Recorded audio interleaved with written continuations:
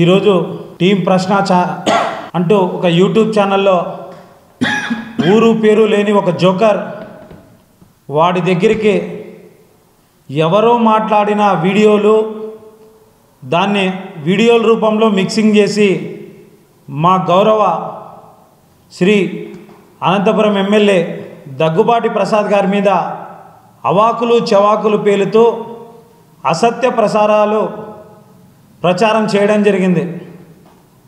రే joker, నువ్వు హైదరాబాద్లో ఉన్నావో తెలియదు, నీ పేరేంటో తెలియదు, నీ ఊరేంటో తెలియదు, నీ ఛానల్ ఎక్కడుందో గూగుల్లో సెర్చ్ చేసినా కూడా ఎక్కడా కూడా నీ అడ్రస్ లేదు.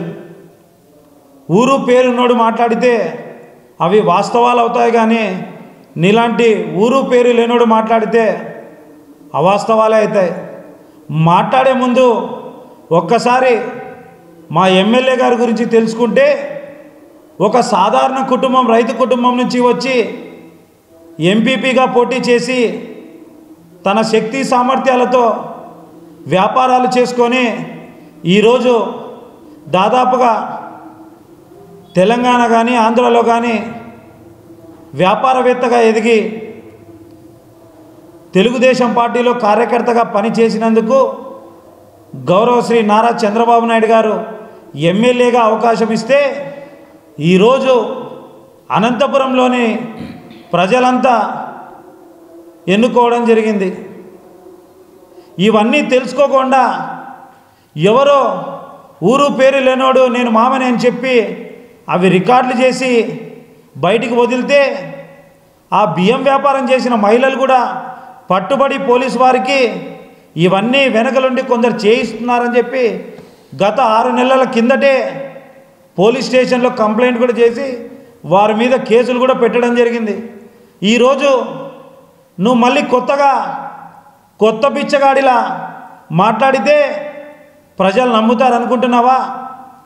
వారంలో 5 రోజులు నిత్యం ప్రజల కోసం, ప్రజలకు అందుబాటులో ఉంటూ ప్రజలకు సేవ చేయాలనే ఉద్దేశంతో ఎమ్మెల్యేగా ఉన్నారు. కానీ ఇలా తప్పుడు పనులు చేసుకొని నీలాంటి తప్పుడు వెదలతో మాటలు పడ్డానికైతే ఆయన ఆ స్థాయి కాదు.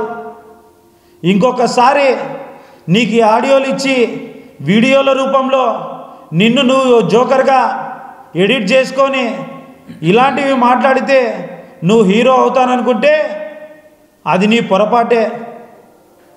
నువ్వు మాట్లాడినంత మాత్రాన ఆయన భంగమో లేకపోతే ఆయన ప్రతిష్ట తగ్గదు. కానీ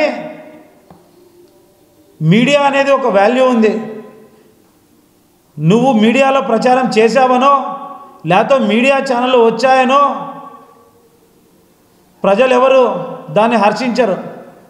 నీతి నిజాయితీతో ప్రజలకు అందుబాటులో ఉన్నాడా, ప్రజలకు మంచి చేశాడా లేదా అన్నదే చూస్తారు. ఇంకొకసారి ఇలాంటివి దందా 1 దందా 2 అని పెడితే నీ దందాలు కాదు కదా, నువ్వు ఈ వీడియోలు తీయడానికి కూడా లేకుండా మేము రేపు కానీ మర్నాడు కానీ చట్టపరమైన చర్యలు తీసుకోవాలని గౌరవ అనంతపురం ఎస్పీ గారిని కలిసి నీ మీద కంప్లైంట్ కూడా చేయడం జరుగుతుంది.